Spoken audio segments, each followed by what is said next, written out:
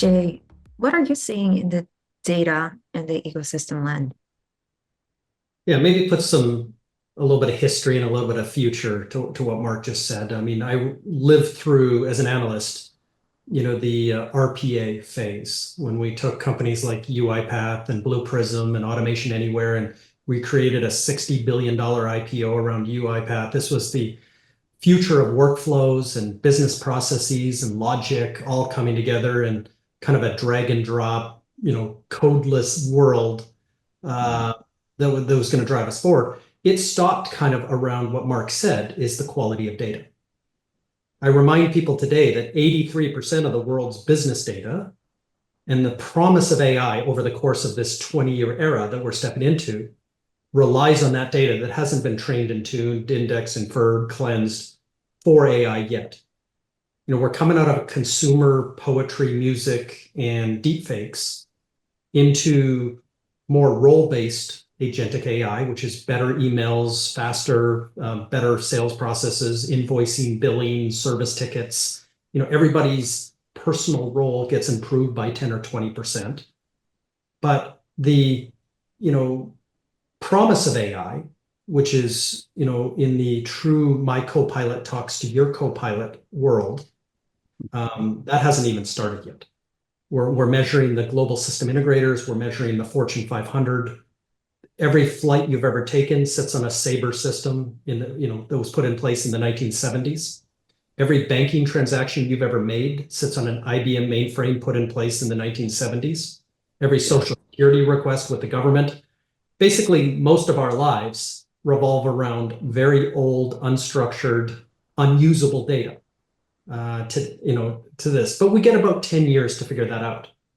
Agentic AI in the next 3 to 5 years, and then more physical AI after that, then leads us into kind of this larger frame. But understanding decades that go by are important, and understand that this isn't a bomb that goes off, but actually a set rollout of how this is going to interact. But things do change very quickly, and things do look very different.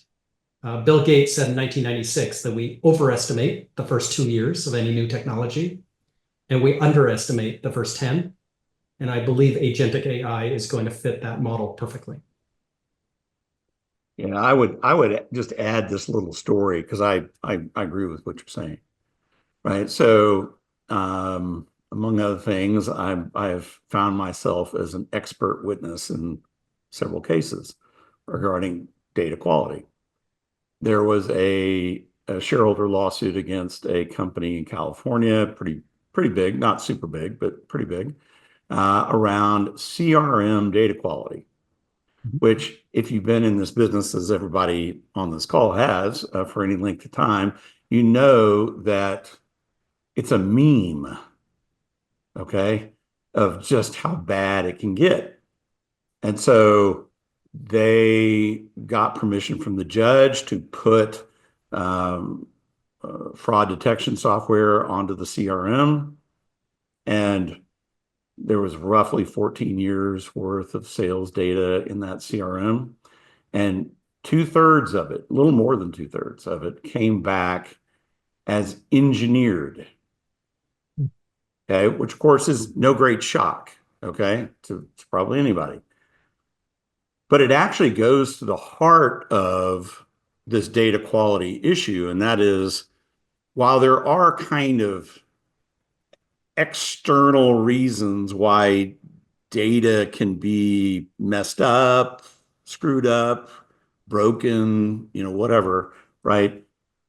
The vast majority of the problem is that everybody is, for their own reasons, on a very hyper local basis, are cooking their own books, right? Because they're trying to protect their job, they're trying to do this, they're trying to do that, right?